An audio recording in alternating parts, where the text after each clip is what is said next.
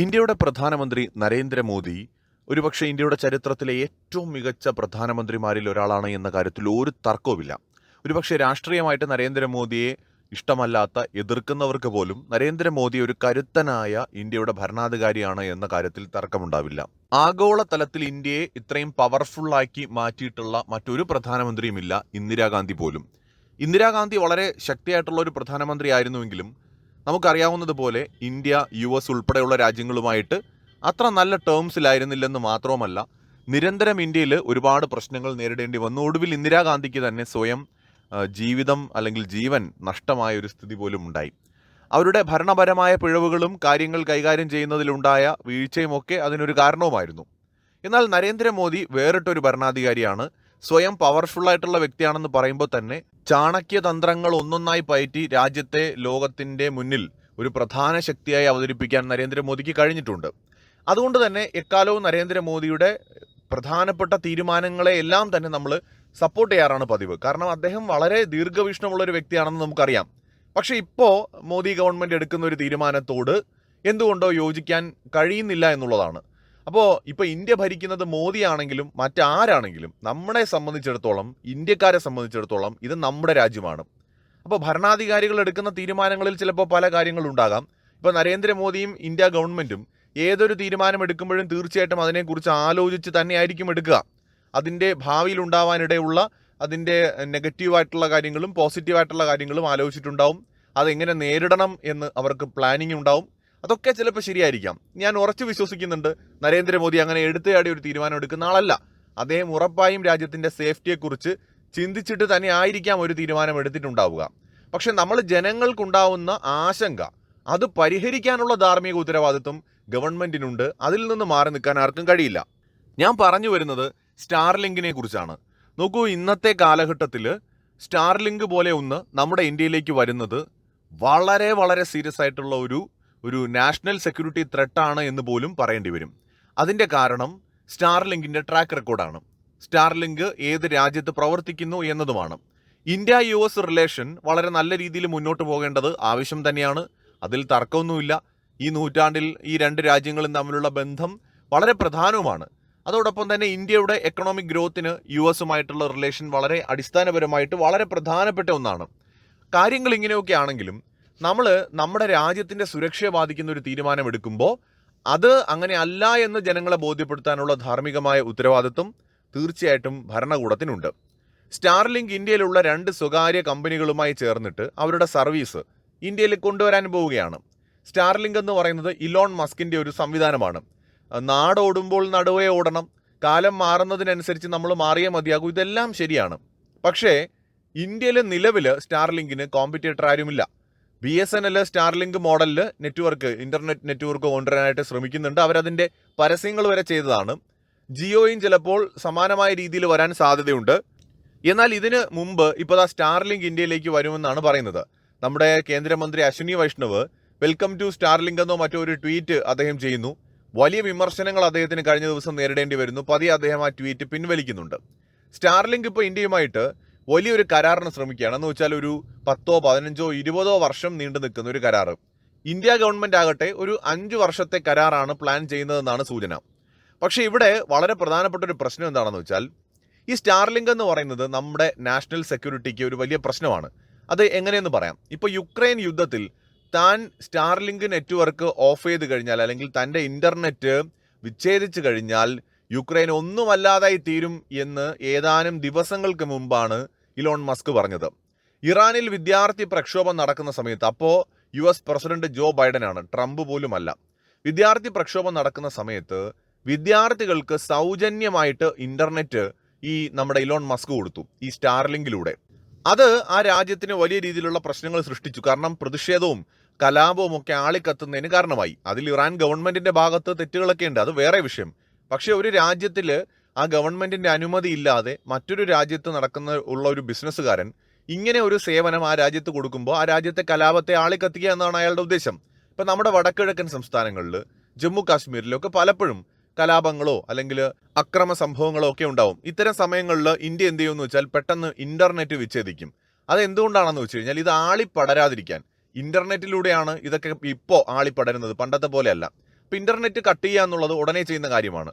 എന്നാൽ ഇപ്പോൾ സ്റ്റാർലിങ്ക് പോലുള്ള ഒരു സംവിധാനത്തിന് പ്രവർത്തിക്കാൻ അനുമതി കൊടുത്താൽ ഇത്തരം ഒരു സന്ദർഭത്തിൽ ഇന്റർനെറ്റ് വിച്ഛേദിക്കാൻ അവര് തയ്യാറായില്ല എന്നുണ്ടെങ്കിൽ അത് ഇന്ത്യയുടെ സുരക്ഷയ്ക്ക് എത്രത്തോളം വലിയ ഭീഷണിയാണെന്ന് ആലോചിച്ച് നോക്കും.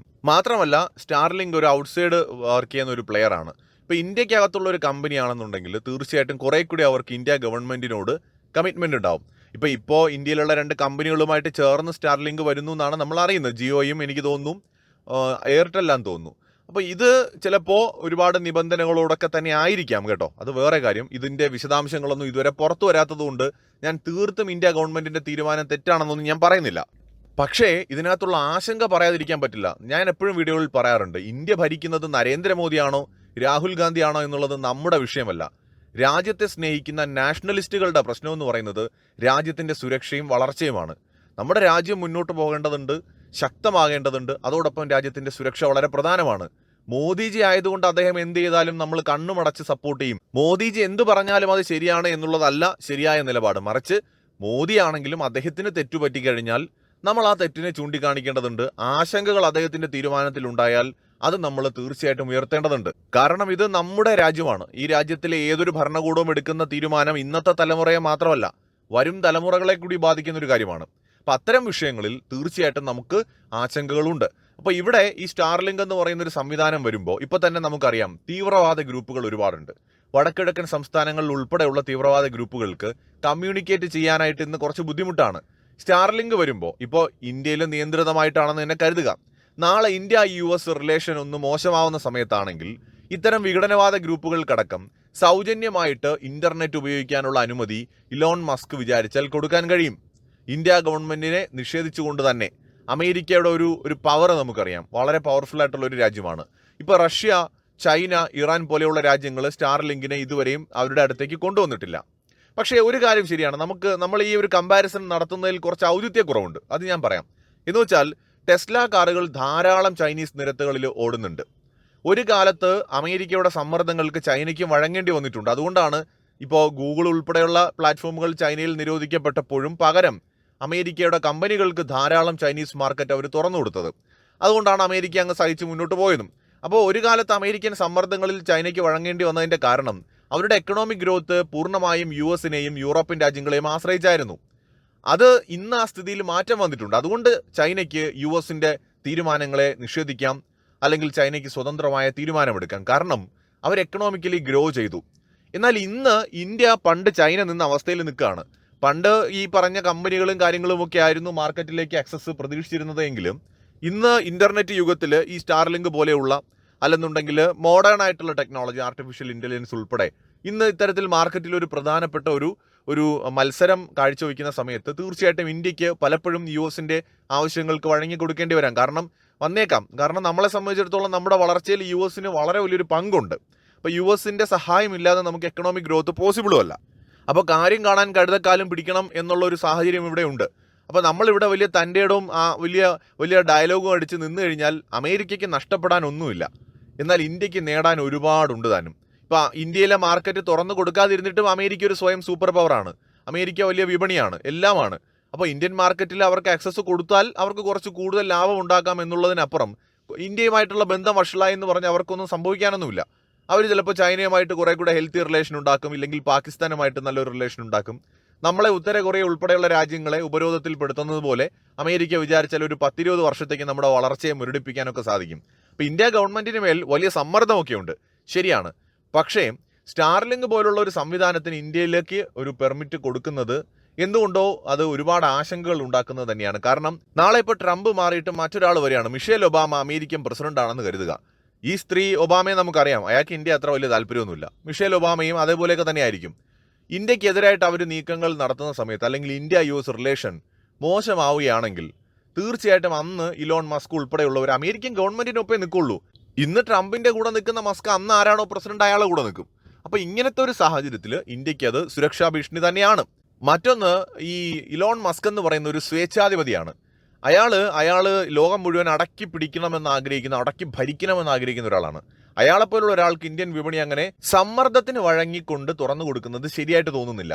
നെഗോഷിയേറ്റ് ചെയ്യുമ്പോൾ നമുക്ക് പലപ്പോഴും വിട്ടുവീഴ്ചയൊക്കെ ചെയ്യേണ്ടി വരും. ഇപ്പോൾ ടെസ്ല കാറുകൾക്ക് നികുതി കുറച്ച് ഇന്ത്യയിൽ അവർ ഇറക്കുന്നതിന് കുഴപ്പമില്ല. അമേരിക്കൻ പ്രോഡക്റ്റുകൾക്ക് നികുതി കുറച്ച് ഇന്ത്യയിൽ വരുന്നതിന് കുഴപ്പമില്ല.